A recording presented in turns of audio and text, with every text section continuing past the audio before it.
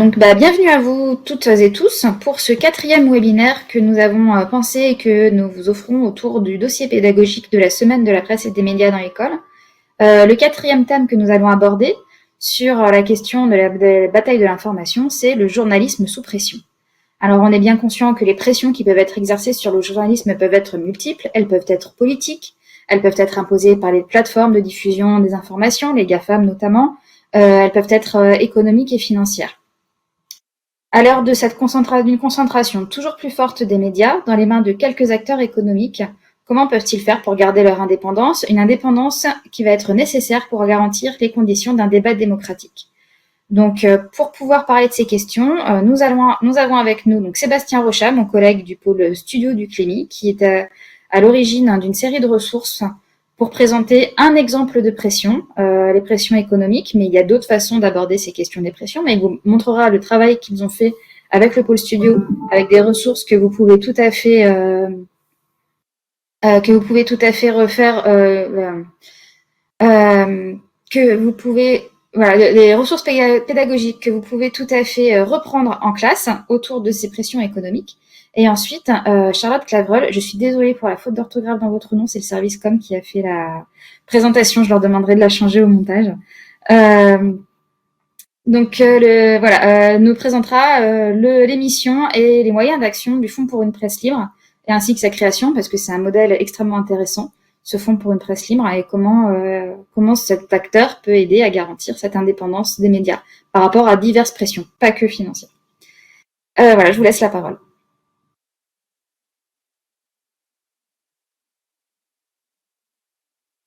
Donc c'est moi qui commence, c'est ça, Pauline.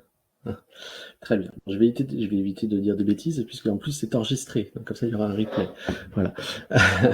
donc moi je suis responsable du pôle studio au Clémy, c'est le pôle de production de ressources à destination des enseignants. Voilà. Et donc j'ai notamment travaillé avec mes collègues du pôle studio et du pôle labo, les formateurs du Clémy, sur le dossier pédagogique. Et donc on a évoqué cette question du journalisme sous pression. Alors, quand même juste un tout petit peu contextualiser, c'est pas un sujet évident à traiter. En fait, quand on a pensé ce sujet, ce thème de la semaine de la presse, l'info sur tous les fronts, évidemment, on pensait au contexte géopolitique un peu particulier et à la nécessité de comprendre comment se fabriquait l'information dans ce contexte-là. Donc c'est pour ça que dans le dossier pédagogique, évidemment, ce qui paraissait le plus évident, c'était par exemple de traiter le journalisme de guerre, et notamment de la guerre en Ukraine. Et puis on a commencé à décliner cette question, cette réflexion sur les fronts de l'information, et on a traité la question de la désinformation, comment aujourd'hui s'informer face à ce phénomène de désinformation, comment on a traité aussi la question de la bataille de l'attention, de la captation de l'attention. Et dans le dernier chapitre du dossier pédagogique, on s'est intéressé au journalisme sous pression, de deux formes en fait, ou plutôt deux échelles. Le journalisme sous pression dans un contexte où vous avez donc une concentration des médias de plus en plus forte, et on a pris dans ce chapitre un exemple, une étude de cas concret. Là, cette fois-ci, c'est à l'échelle locale. Par exemple, alors on a pris la région Bretagne, on aurait pu prendre d'autres exemples, mais de pressions que peuvent subir des journalistes sur le terrain. Donc c'était une volonté en fait de décliner cette question de l'information sur tous les fronts, et d'aborder un sujet qu'on traitait jusqu'à présent assez peu au Clémy, la question de la concentration des médias, parce que c'est un sujet évidemment qui est un peu compliqué à aborder, mais par contre quand il est abordé avec les élèves, est assez passionnant, parce qu'en fait, les élèves n'ont pas forcément conscience d'un certain nombre de phénomènes, mais dès qu'on l'aborde avec eux, eh bien, ils ont tout un tas de questions, et donc j'espère que vous en aurez également. Et donc je vais essayer de faire assez court pour qu'on ait un temps d'échange sur ce sujet. Alors je vais devenir présentateur. Hop, Pauline. Voilà, je t'ai éjecté, ça c'est fait. Le formateur sous pression, et je vais partager ici mon écran, le bon écran, mon onglet. Je vais essayer de partager d'abord cet onglet-là, ou par fenêtre, ce sera mieux par fenêtre. Hop, hop. Et voilà. Voilà. Est-ce que vous voyez bien à l'écran le dossier pédagogique? Oui, c'est bon? Voilà. Donc là, en fait, c'est donc le dernier chapitre sur le journalisme sous pression et on a travaillé avec mes collègues sur la question de la concentration des médias. Alors, donc vous avez la fiche pédagogique et vous avez pour l'enseignant, donc pour aider l'enseignant à mettre en place cette longue activité, puisque c'est en plusieurs séances, c'est en deux séances, en trois séances, pardon. On a notamment créé donc un support, un Geniali, qui permet à l'enseignant eh bien, de picorer un certain nombre de ressources pour aborder ces questions. Alors, je vais peut-être pas faire toute la séance dans l'ordre, mais je vais vous expliquer un petit peu la logique de ce sujet. D'abord, la première chose, c'est que lorsqu'on parle de la concentration des médias, il y a souvent un chiffre qui est repris et qui circule beaucoup sur l'idée que 90% des médias sont détenus par des milliardaires. C'est un peu l'entrée dans ce sujet. Et en réalité, c'est beaucoup plus compliqué que ça. Et ce chiffre en lui-même est faux. Alors, on s'appuie notamment sur une infographie donc, de Check News, donc le service de fact-checking de Libération, qui montre qu'en fait, vous avez effectivement des milliardaires qui possèdent un certain nombre de médias, mais c'est plus dilué que ce que résume ce chiffre de 90%, puisque vous voyez que sur la presse quotidienne nationale, effectivement, ils ont 80% des journaux vendus, mais sur la PQR, c'est pas le cas. Sur la presse hebdo, ils sont ultra majoritaires et c'est plus équilibré sur les questions de la radio, de la télévision et des sites d'information. Et donc, en fait, avec les élèves, la première chose qu'on fait avec eux, c'est qu'on leur demande de réfléchir sur qui possède quoi. Qui possède quoi. Et pour ça, donc, on leur demande de faire une petite recherche, et notamment donc, les principaux actionnaires des médias privés. Donc, on en a pris donc, quelques-uns. Alors, c'est les principaux actionnaires, parce qu'il y en a évidemment, il y en a d'autres. Donc, vous les connaissez, Bernard Arnault, François Pinault, Patrick Drahi, Vincent Bolloré, Daniel Kretinsky, Xavier Niel, Martin Bouygues et la famille Dassault. Et on demande aux élèves de faire un travail de recherche pour déterminer les activités donc, de ces actionnaires et les médias qu'ils possèdent. Alors ça, c'est intéressant parce que souvent les élèves en fait ne s'interrogent pas vraiment sur sur l'actionnariat des médias qu'ils peuvent consulter. Alors il y en a un qui commence à connaître, c'est le très discret Vincent Bolloré. Donc là, évidemment, il voit à peu près qui c'est, mais c'est vrai que sur les autres médias, c'est plus diffus. Donc, voilà, je vois dans le chat, mais tu m'as dit, Pauline, que c'était toi qui gérais le chat, c'est ça? Voilà, ça c'est une déformation, parce que j'ai aussi un œil là-dessus. Pas de problème. À cause de TPMP, nous dit Valérie. Notamment, effectivement. Donc voilà, on demande aux élèves de faire ce travail de recherche. Et donc, si vous voyez à l'écran, là, donc c'est un Geniali, donc en fait, il suffit de cliquer sur le petit œil, et puis vous avez les activités, par exemple, de Bernard Arnault et les médias possédés. Parisien, Les Échos et Challenge. Alors, ce qui est intéressant sur ce sujet, c'est que c'est un sujet qui est mouvant en permanence. Donc, c'est pour ça, en fait, que cette ressource qu'on vous propose, qui est en ligne, sera actualisée très régulièrement. Par exemple, si je prends Vincent Bolloré, donc voilà pour les activités et les médias qui apparaissent, actuellement, il détient donc via Vivendi, Canal+, CNews, C8, et il a racheté Lagardère News, c'est-à-dire Europe 1, Paris Match, le JDD. Bon, sauf que ce rachat est sujet à caution en ce moment, et donc c'est pas tout à fait acquis. Notamment la Commission européenne s'est un peu intéressée à ce sujet-là. Mais au départ, voilà, on fait simple et on leur demande juste de faire un travail de recherche. Donc vous voyez sur ce Geniali, en fait, vous avez comme ça des petits modules. Donc avec les élèves, vous vous intéressez au sujet que vous souhaitez aborder. Et donc avec eux, on montre un peu la constellation de ces médias détenus par ces milliardaires. C'est en fait une version un peu simplifiée de la carte du monde diplo. Généralement, c'est la carte qui est utilisée, qui est une carte hyper intéressante, mais parfois un peu complexe à aborder parce qu'elle est exhaustive.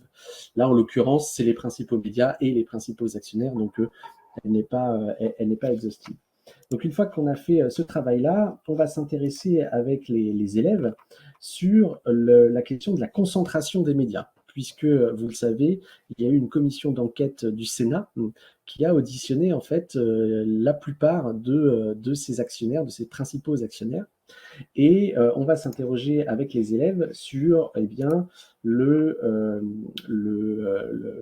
raison pour laquelle ces actionnaires, eh bien, ces milliardaires sont en train d'acquérir tous ces médias. Donc on a par exemple un extrait de Vincent Bolloré au cours de la commission d'enquête parlementaire. On a un extrait de l'introduction du rapport de la commission d'enquête parlementaire, puisque ça montre un petit peu l'inquiétude des parlementaires à cette question de la concentration des médias. Et surtout, le vrai sujet, c'est « et alors ?» Et alors, c'est-à-dire que souvent, les élèves nous demandent « bon, bah, très bien, on fait un constat, mais est-ce que ça peut avoir une conséquence sur la production d'informations ?» Et ça, évidemment, c'est toujours compliqué à aborder comme sujet parce qu'il n'y a rien d'automatique. Et c'est pour ça que le sujet est compliqué, parce qu'il faut être nuancé là-dessus. Il faut être nuancé parce que, évidemment, c'est pas un actionnaire qui dicte aux journalistes ce qu'il doit faire. Ça se passe pas comme ça. Et la question de la censure, c'est généralement, alors on a quelques exemples, notamment toujours pareil chez Vincent Bolloré, qui est moins discret que les autres, mais voilà, les cas de censure, c'est extrêmement rare aujourd'hui. Et vous connaissez notamment la question de l'effet Streisand, où grosso modo, si vous essayez de censurer quelque chose, eh bien, ça va se démultiplier sur la toile. Ça va avoir l'effet inverse. Et en revanche, on a des exemples précis qui peuvent montrer non pas la censure, mais un peu l'autocensure. Donc, c'est des petites pépites qui permettent d'aborder ces sujets. Et on a notamment, donc, je ne vais pas vous lancer la vidéo, mais on a un extrait vidéo où en fait Vincent Bolloré en avril 2018 a été placé en garde à vue pour une question, pour une affaire qui se déroule en Afrique. Et il se trouve que on a des exemples, on a des extraits de 3 chaînes d'information, BFM TV, France Info et CNews. CNews donc qui est détenu par Vincent Bolloré, et en fait on se rend compte dans le traitement journalistique que le BFM TV et France Info ce jour-là en font des tonnes sur cette garde à vue, et que CNews se contente de bandeaux et l'aborde très très peu. Donc ça, évidemment, pas besoin de parler de censure, c'est juste que, eh bien, dans le traitement éditorial, eh bien, il y a forcément une influence du fait que ce média est détenu par le principal mis en cause. Alors, j'essaie de revenir, voilà, j'essaie de revenir au milieu. Donc, ça, c'est une manière d'expliquer que ça peut avoir une influence, mais c'est pas automatique. Il n'y a pas les méchants et les gentils, il n'y a pas les actionnaires qui dictent aux journalistes. C'est que ça peut avoir une influence, et c'est un rapport de force. Parfois, c'est souvent un rapport de force en interne qui est toujours en cours. Là, par exemple, si vous voyez ce qui se passe en ce moment à Paris Match, où on vient d'apprendre aujourd'hui qu'un journaliste de la SDJ va passer un entretien préalable pour licenciement. Bon, voilà, c'est toujours dans un contexte particulier. Donc, des exemples, vous en avez tous les jours, et c'est important de l'aborder avec les élèves. Et dans la séance 3, donc ça c'était la séance 2, dans la séance 3, avec les élèves, on montre des exemples, des extraits de Media Crash, qui est un documentaire donc, qui a été notamment diffusé sur Mediapart, hein, puisque les auteurs, c'est notamment des journalistes de Mediapart.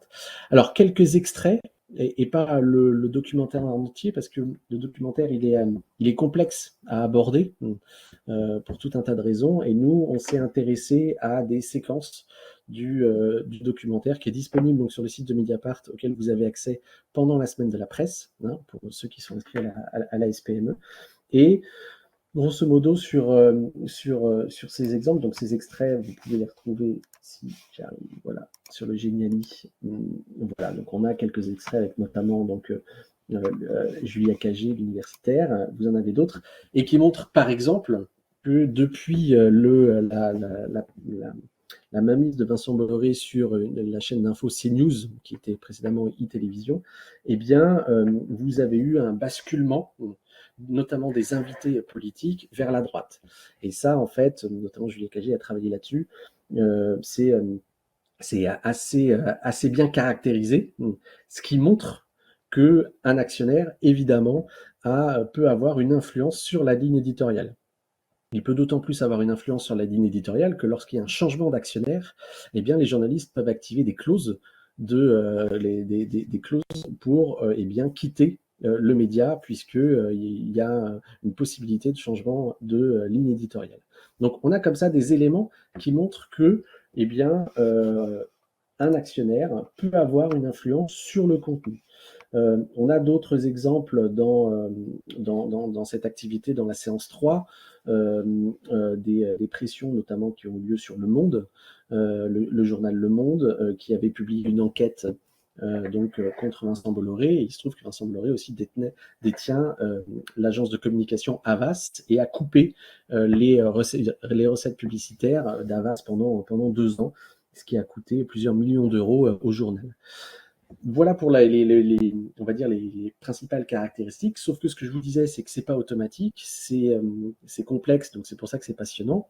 Et c'est pas parce qu'un média est détenu par des actionnaires ou des milliardaires qu'il n'y a pas des garde-fous. Et on prend l'exemple du Monde. Alors, on a quelques infographies, là aussi, des infographies qui vont être actualisées dès qu'il y aura du changement, puisque c'est très mouvant, hein, ça, notamment Daniel Kretinsky, qui est un des actionnaires du Monde, qui est en train en fait d'acheter un petit peu, de faire ses courses dans les médias français. Eh bien, en montrant un petit peu cette infographie-là, on voit que, par exemple, au Monde, vous avez une partie de l'actionnariat qui est détenue par ce qu'on appelle le pôle d'indépendance, qui a un certain nombre de droits pour les décisions les plus importantes.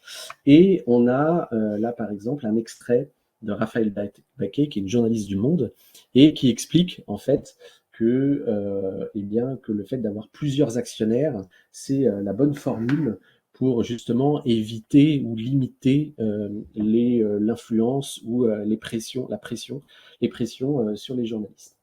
Donc, l'objectif de cette séance, c'est de comprendre d'abord, de caractériser cette concentration des médias, c'est de comprendre que ça peut avoir une influence, mais c'est pas automatique. C'est pas les grands actionnaires qui tirent les ficelles. C'est pas du tout le propos. Mais ça pose tout un tas de questions et les élèves ont énormément de questions à l'issue et pendant cette séance qui est hyper intéressante. Voilà sur ce que je pouvais vous présenter sur cette activité qui se déroule en 3 séances et qu'on a, je le précise, testé en classe à plusieurs reprises pour s'assurer que cette activité était opérationnelle. Super, merci Sébastien. Donc j'ai vu passer dans le chat des questions pour savoir où on peut récupérer les ressources. Je vous ai mis le lien vers le dossier pédagogique. Donc sur cette page, vous avez d'abord un lien pour télécharger le PDF du dossier pédagogique, si vous ne l'avez pas reçu en établissement, ou si vous préférez une version numérique. Et après, vous avez, quand vous descendez dans les menus, vous avez la table des matières, enfin, le sommaire du dossier qui est présenté, et à chaque fois, vous avez un lien pour aller vers des ressources complémentaires. Et donc, quand vous arrivez dans la partie 4, vous cliquez sur télécharger les ressources complémentaires et vous avez accès à ce dossier que Sébastien vient de vous présenter, sur lequel tout est disponible. On a une question de Valérie Brunelli. Peut-on avoir une version synthétique de ce rapport parlementaire, donc du rapport parlementaire dont tu as parlé? Oui, alors faudra regarder, je connais pas l'accompagnement pédagogique par cœur, mais normalement, notamment dans la fiche de préparation, vous avez ces éléments. Ou au minimum, vous avez un lien vers la synthèse, je pense, de ce rapport parlementaire. Très bien. Une petite précision justement sur cette enquête. En fait, elle soulève plus de questions qu'elle n'apporte de réponses. Ça illustre surtout l'inquiétude du législateur face à cette concentration des médias, mais évidemment, il y a pas d'avis définitif, puisque notamment tous les actionnaires qui ont défilé lors de cette commission, il y a plein d'extraits vidéo que vous pouvez retrouver sur des sites d'information si vous tapez dans un moteur de recherche enquête parlementaire sur la concentration des médias, où grosso modo ils ont tous défilé pour expliquer que c'était un intérêt purement économique et qu'ils n'intervenaient pas sur le contenu. Mais donc le vrai intérêt de cette commission d'enquête, c'est plus les interrogations et les craintes du législateur, plus que les réponses apportées. Merci. Merci à toi. Et donc, après cette partie pédagogique que vous pouvez réutiliser en classe, une partie pour prendre un petit peu de hauteur par rapport à tout ça et pour voir quelles solutions peuvent être mises en place, enfin, quels peuvent être les moyens d'action et d'un acteur qui est là pour défendre justement cette indépendance de la presse, qui est le Fonds pour la presse libre. Donc, merci Charlotte Clavreul d'être ici avec nous. Donc, vous allez nous présenter ce fonds et nous expliquer comment il fonctionne, pourquoi il fonctionne. Donc, je vais vous laisser, vous le ferez beaucoup mieux que moi, nous parler un petit peu de tout ça. Merci beaucoup, Pauline. Est-ce qu'on m'entend bien? Parfaitement bien. Alors, je vais changer. J'ai une version du truc Ok. avec sans faute d'orthographe. Je vais le changer. Merci, mais il n'y avait pas de jeu, il n'y a aucun problème. Peut-être avant de commencer, je rebondis sur ce que Sébastien disait sur la commission parlementaire, la commission sénatoriale, sans faire de pub pour le Fonds pour une presse libre. Le Fonds a été auditionné par cette commission sénatoriale, donc vous pouvez retrouver aussi le rapport et puis même l'audition du président du Fonds. Et nos propositions également, parce que je suis pas sûre que j'aurai le temps d'en parler après ma présentation. Voilà, alors je vais essayer de pas être trop longue. Pauline, surtout, n'hésitez pas à me dire s'il faut, vous me faites un break. Voilà, donc moi je suis Charlotte Clavreul, donc je suis la directrice du Fonds pour une presse libre. Le Fonds pour une presse libre, c'est une structure très innovante en France, puisque c'est la première structure qui a été créée avec une mission d'intérêt général qui a été reconnue, c'est la défense et le soutien au pluralisme de la presse, la liberté de l'information et l'indépendance du journalisme. C'est une structure donc à but non lucratif qui prend la forme d'un fonds de dotation. Les fonds de dotation sont des structures qui ont été créées en 2008 par la loi sur la modernisation de l'économie pour justement favoriser le recours au mécénat. Donc, le fonds de dotation a été créé en septembre 2019 par les cofondateurs du journal en ligne Mediapart, que je ne vous présente pas. Mais l'idée de ce fonds pour une presse libre, c'était deux objectifs. Le premier objectif était de mettre à l'abri le capital de Mediapart, justement en réaction à cette concentration des médias et avec toute cette nouveauté qui arrivait avec la révolution numérique. Donc, en créant le Fonds pour une presse libre, le capital de Mediapart a été sanctuarisé, c'est-à-dire qu'il est depuis 2019, fin 2019, totalement indépendant. Il n'est pas cessible, on ne peut pas spéculer dessus. Et en fait, en résumé, le capital de Mediapart est devenu totalement indépendant et Mediapart ne pourra jamais être vendu. La structure juridique, je vais faire très simple, c'est le Fonds pour une presse libre qui est propriétaire du capital d'une holding qui s'appelle la Société pour la protection de l'indépendance de Mediapart. Et c'est cette société qui contrôle le capital de Mediapart. Donc tout est complètement verrouillé. Ça, c'est le premier objectif qui a été rempli. Le second objectif pour lequel le fonds a été créé, donc c'est ce que je vous disais tout à l'heure, c'est la défense et le soutien au pluralisme de la presse et la presse indépendante en France. Et pour ça, l'administration française a reconnu au Fonds pour une presse libre le caractère de mission d'intérêt public. Et pour nous, c'est très important parce que c'est la première fois en France qu'une telle structure a été créée. Ils ont mis longtemps à la créer. Et c'est non pas que les cofondateurs de Mediapart, mais également toute l'équipe salariée de Mediapart qui a voulu créer ce fonds. Donc, ce fonds a été créé, on est totalement indépendant dans notre fonctionnement et dans nos actions par rapport à Mediapart. Et nous fonctionnons principalement pour apporter un soutien financier à la presse indépendante, à l'écosystème de la presse indépendante en France, par deux biais. Le premier, c'est par l'octroi de subventions directes aux médias indépendants. Et la deuxième caractéristique de notre soutien financier qu'on a mis en place il y a maintenant 2 ans, en 2022, ce sont des avances remboursables. Je vais faire aussi simple que je peux. Les subventions sont destinées principalement à des médias indépendants donc qui répondent à nos appels à projets. On fait un appel à projets par an. Ce sont donc les subventions destinées principalement à soutenir des projets éditoriaux. Donc c'est financer des reportages, des enquêtes au long cours, et qui peuvent demander des développements techniques, mais c'est principalement pour financer de l'éditorial. Les avances remboursables, alors déjà ça peut débloquer des sommes beaucoup plus importantes puisqu'on peut aller jusqu'à 45 000 ou 50 000 euros. Et ce qui est intéressant dans ces avances remboursables, c'est que en fait, ce sont des prêts qu'on accorde à des médias indépendants, donc sans demande de garantie, sans taux d'intérêt.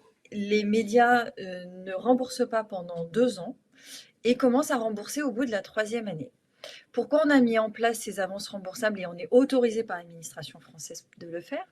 C'est que les médias indépendants en France sont soit interdits bancaires, soit n'ont pas accès aux établissements bancaires parce que tout simplement ne remplissent pas les conditions pour faire des prêts. Et on sait très bien que le journalisme n'est pas une activité lucrative. Donc les banques sont assez frileuses. Donc nous, on ne se veut pas évidemment un établissement bancaire, mais on permet en débloquant ces sommes-là à des médias indépendants de mettre en place un projet. Donc c'est vraiment pour le coup des projets de développement technique, marketing, communication, améliorer la relation avec les lecteurs, donc améliorer les outils techniques pour améliorer le service pour les abonnements, donc renforcer ce qu'on appelle le membership. Voilà. Et ce qui est intéressant, en plus pour nous, c'est ça peut avoir un effet de levier pour les médias qui l'obtiennent. Clairement, on a eu un média qu'on a soutenu l'année dernière et qui nous a dit, grâce à votre avance remboursable, ça nous a permis d'obtenir d'autres financements. Donc on est un peu comme on a un effet de levier, c'est comme un label d'indépendance aussi pour nous, enfin pour le média indépendant. Et l'avantage qu'on y voit aussi, c'est que cet argent revient au fonds à partir de la 3e année. Donc l'argent qui revient, qui est remboursé au fonds, permet de soutenir financièrement d'autres projets de médias indépendants qui candidatent par la suite. Donc pour nous, c'est assez intéressant parce que c'est un cercle vertueux, en fait. Depuis qu'on a été créé, on a lancé 3 appels à projets qui ont été clos.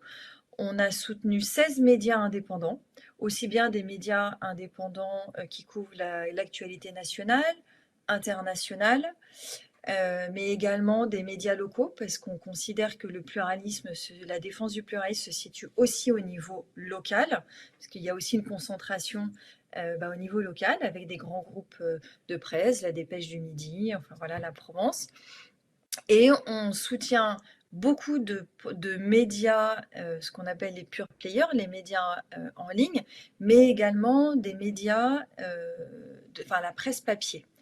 Actuellement, ce qui est compliqué, c'est qu'il y a une hausse énorme du prix du papier, voire 70% de hausse, et les médias papier se retrouvent en grande difficulté. Donc actuellement, on est à 16 médias lauréats à hauteur de 286 000 euros au total de soutien pour le fonds. Ce qui est important pour nous de signaler, c'est que les fonds de dotation ne reçoivent pas d'argent public, ne peuvent pas recevoir d'argent public, donc on fonctionne que par des dons, que par de l'argent privé. La grande majorité de nos donateurs, ce sont des particuliers, donc des gens comme vous et moi, des personnes engagées dans la défense du pluralisme de la presse et de l'indépendance du journalisme. Depuis la création du fonds, on est à plus de 5000 donateurs, avec des personnes qui ont fait des dons uniques, mais également de plus en plus de personnes qui font des dons récurrents, des dons mensuels. Donc ça peut être 5 euros par mois, 10 euros, 30 euros, enfin c'est très variable. Et donc pour ça, on fonctionne par un appel, on fait une campagne d'appel à dons chaque année. Et l'idée, c'est que tous les dons qu'on reçoit, enfin l'idée, c'est même pas, non, c'est le principe et on s'est engagé à ça maintenant depuis 2 ans, c'est que l'intégralité des dons et des sommes collectées durant l'année est reversée intégralement aux médias indépendants qui sont sélectionnés dans le cadre d'appel à projet. Pour nous, c'est très important de faire passer ce message parce que aucun euro parmi les dons qu'on reçoit ne permet de financer le fonctionnement du fonds. Pourquoi on transmet ce message? Parce que dans la structure du fonds, l'ensemble des membres est bénévole. Il y a une quinzaine de membres bénévoles qui viennent d'horizons divers et variés. Et je suis l'unique salariée permanente du fonds. Je n'ai pas d'équipe à l'heure actuelle. Donc les frais de fonctionnement sont assez réduits, si je peux me permettre, c'est-à-dire tout ce qui correspond à l'emploi d'une salariée, les frais administratifs et puis les frais de maintenance du site internet. Voilà, on n'a pas de locaux, donc je suis en 100% télétravail. Et les frais, les coûts de fonctionnement du fonds sont assurés par la remontée des dividendes que Mediapart alloue chaque année au fonds via la holding dont je vous parlais. Donc cette holding donc contrôle le capital de Mediapart et c'est la manière pour Mediapart de participer au combat de défense au pluralisme de la presse, c'est que le montant des dividendes qui est alloué chaque année au FPL par Mediapart couvre l'intégralité des frais de fonctionnement du fonds. Donc voilà, pour nous c'est important de dire que chaque euro qui est donné sous forme de don au FPL est utilisé pour soutenir la presse indépendante et est utilisé par pour la presse indépendante donc dans le cadre des appels à projets qu'on lance. Actuellement, on a lancé un appel à projet début 2023 qui est doté de 200 000 euros. Et pour nous, alors, ça reste des sommes, si on compare à des dotations qui sont versées par des fondations étrangères ou même françaises, ça reste pas un gros montant, mais à l'image du fonds, pour nous, c'est conséquent. Et ces 200 000 euros représentent déjà les 120 000 euros qu'on a collectés dans le cadre de notre dernier appel à dons, plus les réserves qu'on avait l'année dernière. Et ces 200 000 euros vont être utilisés par le fonds donc pour soutenir les médias indépendants qui ont candidaté. À l'heure actuelle, on a reçu l'appel à projet éclos. Maintenant, on est dans le cadre de l'instruction des dossiers. L'appel à projet a réuni 56 candidatures, ce qui est beaucoup, contrairement aux précédents appels à projet. Les 2 précédents, il y avait 25 candidatures à chaque fois. Et on a eu un appel à projet où il y avait 44 candidatures. Donc là, on monte en puissance et les candidatures sont examinées par notre conseil stratégique.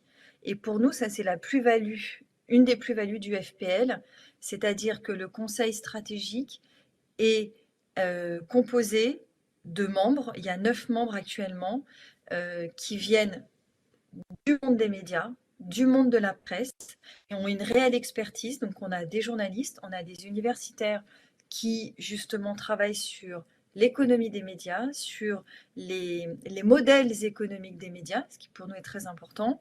On a également des responsables d'agences web qui justement travaillent sur la manière dont les médias travaillent et les aident pour essayer d'améliorer leur fonctionnement.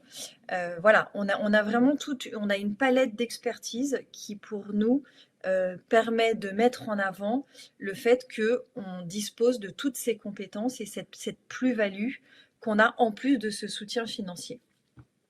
Donc voilà, alors je vois que le temps passe. Ça va, j'ai encore un petit peu de temps, je pense. Bon, très bien. Donc comme je vous disais, on fonctionne par des dons.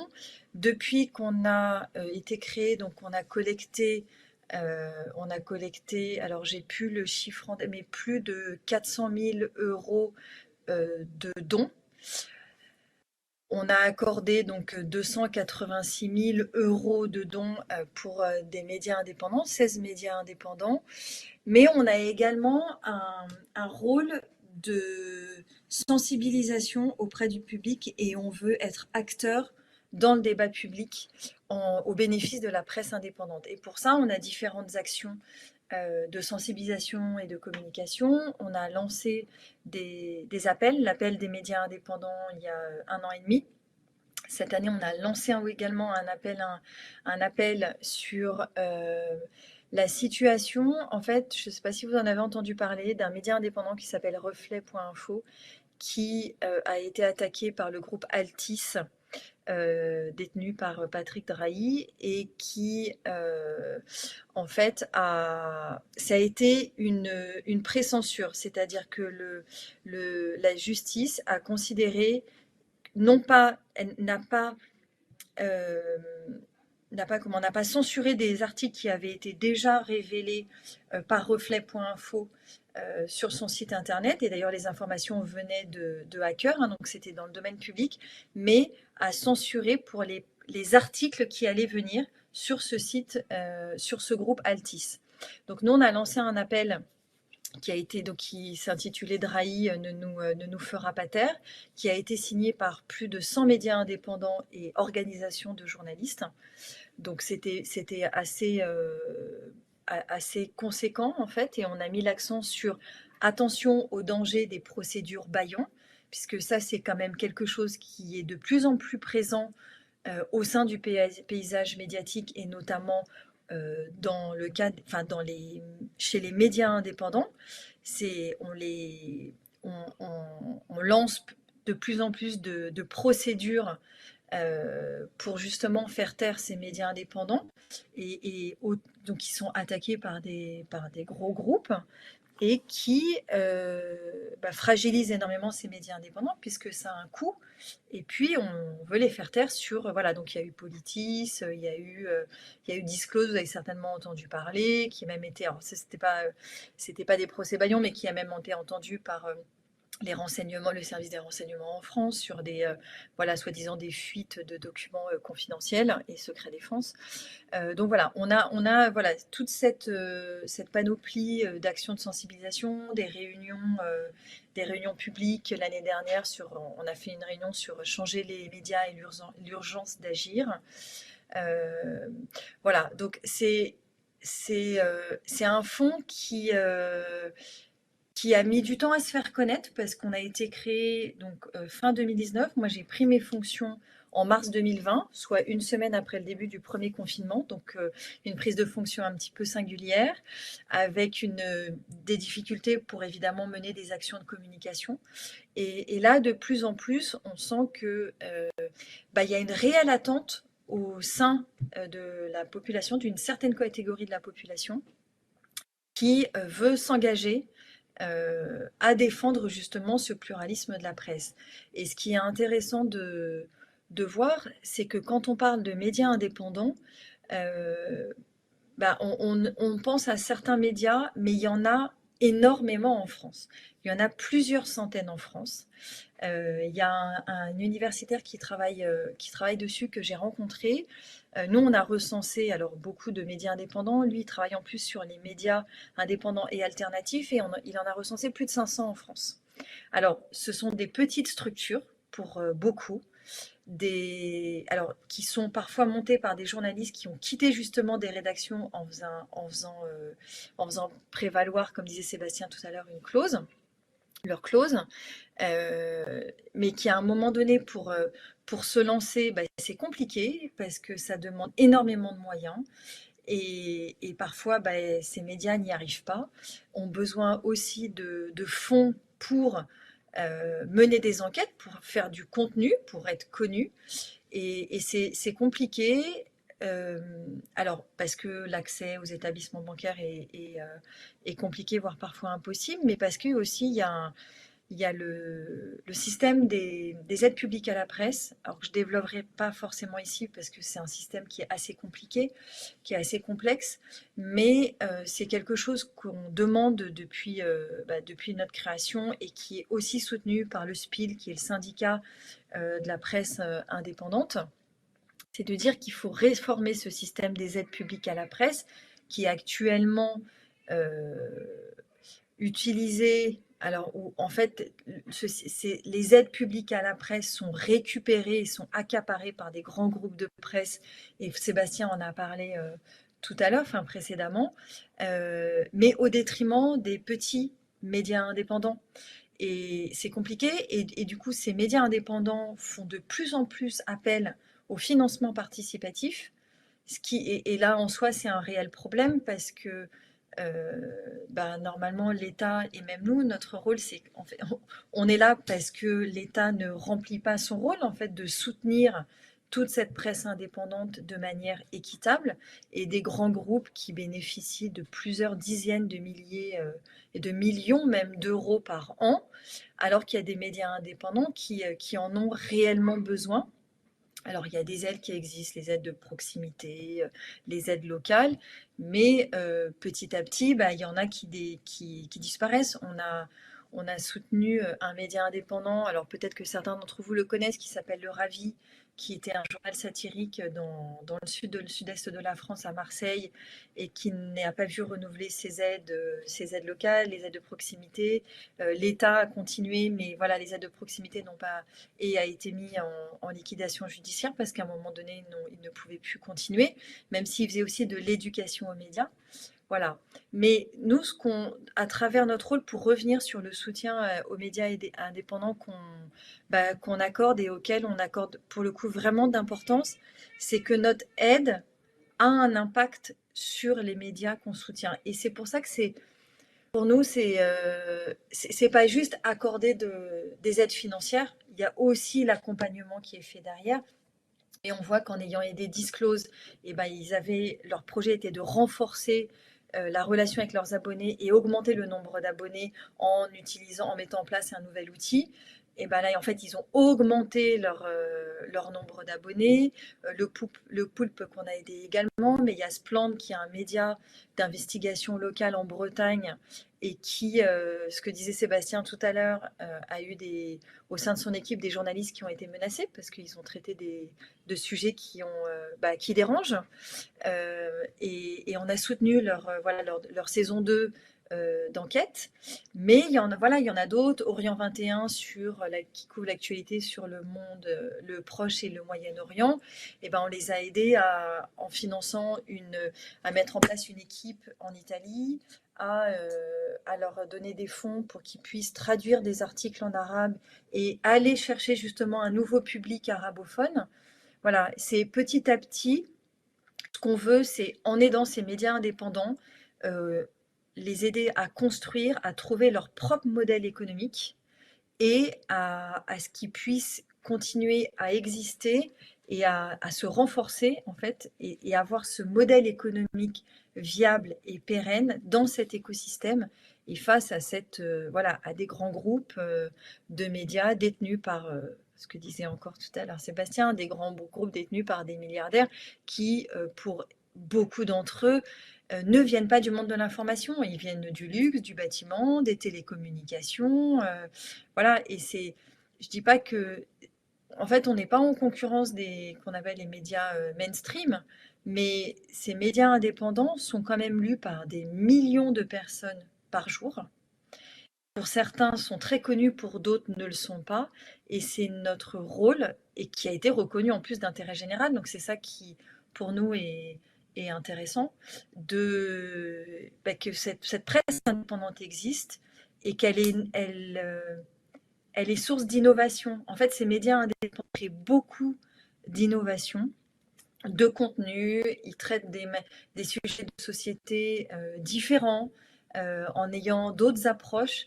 Et c'est ça qui est intéressant pour nous, et c'est ce qui permet aussi aux personnes d'accéder à une information et parfois traiter de manière différente. J'ai été très longue, je m'en excuse. Non, mais c'est très bien, c'était passionnant, très intéressant. Alors je crois que Sébastien va devoir nous quitter dans 4 minutes très exactement.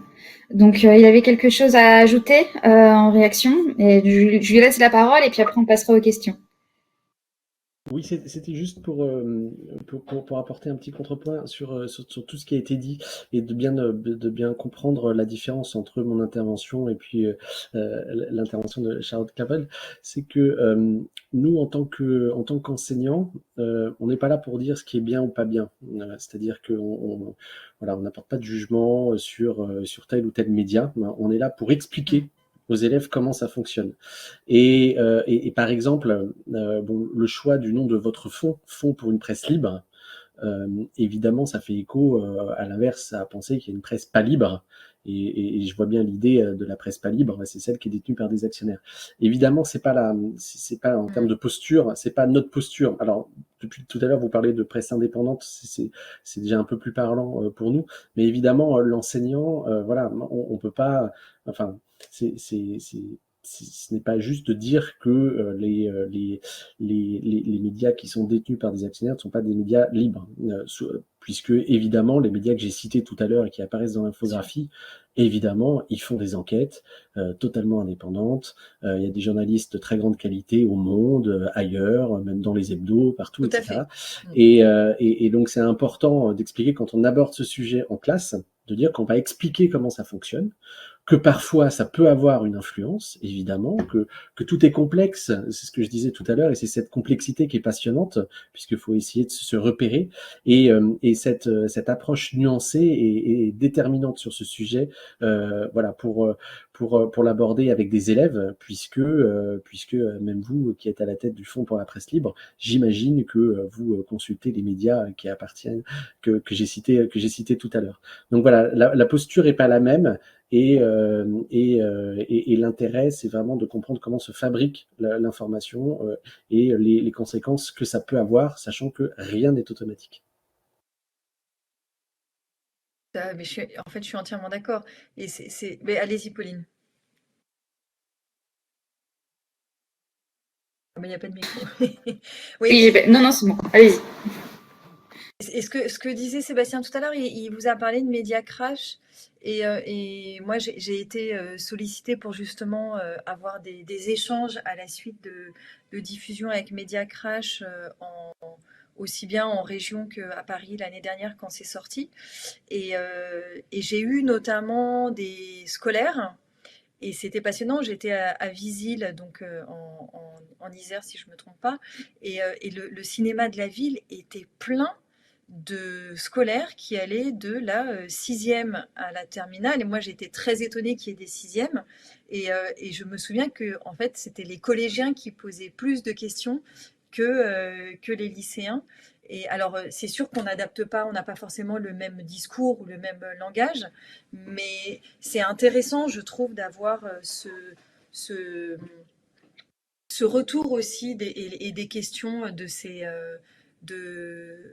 élèves. Et mais oui, mais alors pourquoi ces milliardaires achètent les journaux voilà. Et donc, ce qui est important, je pense, c'est d'adapter le discours en fonction du public, mais vous êtes évidemment beaucoup mieux placé que moi pour le faire. Et c'est vrai que j'ai trouvé que Media Crash était assez parlant pour ces publics parce qu'il réagissait totalement à la fin qui dure quand même 1 heure ou 1 heure et quart. Donc j'ai trouvé ça très intéressant. Mais merci. Alors, je crois qu'on va dire au revoir à Sébastien qui a d'autres obligations. Merci Sébastien, à bientôt.